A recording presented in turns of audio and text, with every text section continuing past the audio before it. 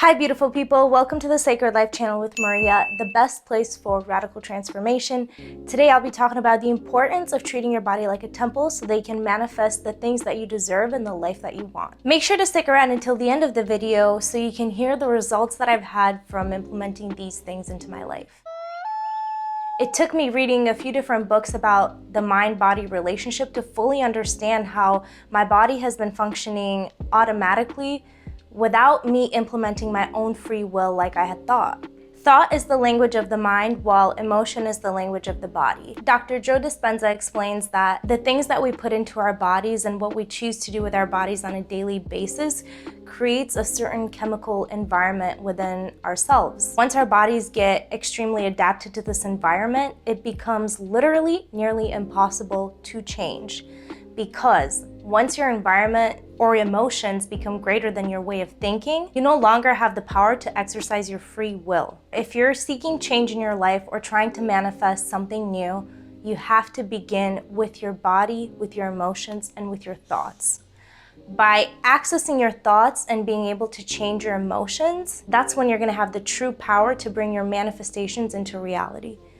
I want to be totally transparent with you guys and say that I do not have complete control over my body. There are still behaviors that I am unlearning. I've been working on mastering my body for approximately 3 years now, and I still have a long way to go. I know that when we seek change, we want it to happen right away, but what we forget is that it took us 20 years to become this person, and so it's going to take us years to become a totally new person and to build these healthy habits. One of the things I decided to do is to begin a 66-day workout challenge. The reason I chose 66 days is because I read that on average, that's how long it takes to form a habit. The next activity I'm engaging in so that I can have control over my body is none other than meditation. Again, this is something that I'm very good at in the beginning. For the first 2 weeks, I'll meditate in the morning and in the night, maybe even at lunch. But for some reason, after those first 2 weeks, I seem to fall off.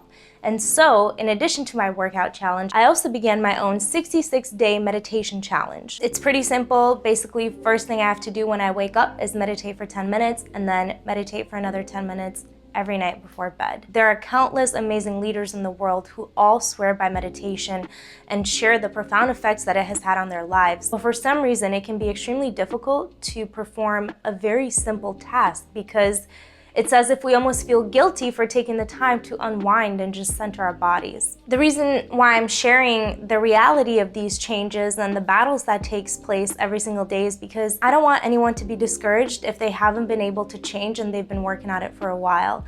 I want to say truly the most important factor is educating yourself and never giving up, always moving forward. Dr. Joe Dispenza explains that when we first begin meditating and attempting to regain control over our bodies, our only goal should be overcoming the past programs that our bodies have been running on for 20 years. The reason why sitting still for 10 minutes and meditating is so difficult to do is because the body is used to being the brain. And so when the mind takes control and it tells the body, you will sit still and you will not move until I say it's okay, the body literally wants to fight because it is uncomfortable in that environment, and it will do everything it can to bring you back to that familiar pattern that you've been living in for 20, 30, 40 years. Even though I haven't always been consistent with my diet, working out, or meditation, I've never given up, and I've always gotten back up and reattempted the same challenge. And if I miss a day of my challenge, I have to start my 66-day challenge again. To my surprise, I've already noticed massive changes in my life. The biggest change that I've noticed after 3 years of doing these things is the awareness over myself. The awareness that I now have over the choices I make, the things I think, and the things I speak. I've never been more aware of myself or my body in my entire life. And it's only the beginning. At times, I felt very defeated because I felt like I've been doing these things for all these years and I'm nowhere near the goal that I have set for myself. Something that I've learned throughout the journey, though, is that every single step you make is progress towards that bigger goal.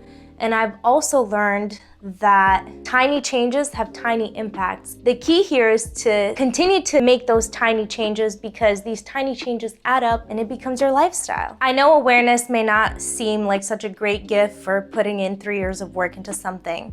However, The emotion that you get when you're aware of who you are is remarkable, because with that awareness, I can now attain this goal that I've set for myself. Not to mention that once I brought this awareness into my life, things began manifesting rapidly.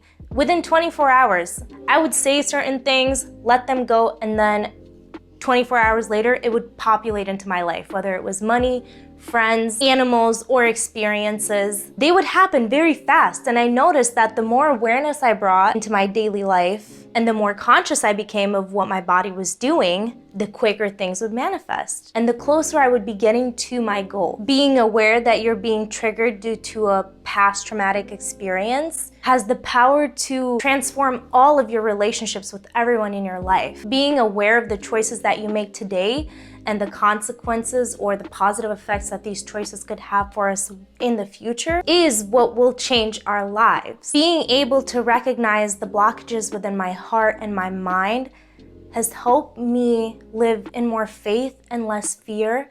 I have more confidence and less shame, and I'm more brave to be vulnerable about who I truly am. To me, this is the greatest gift in the world, is meeting who we truly are and embodying that on the exterior because of the awareness that we've built. You're always going to get what you give. If you want the universe to give you a better life, a more healthy body, then you have to begin by making those choices for yourself. Once you consistently make those choices for yourself and you prove and demonstrate that you will never give up, change will happen for you. Today's wisdom affirmation: I'm in full control over my body. If you enjoyed this video, make sure to give it a big fat thumbs up. Click the subscribe button if you haven't done so already. Share this with your family and friends.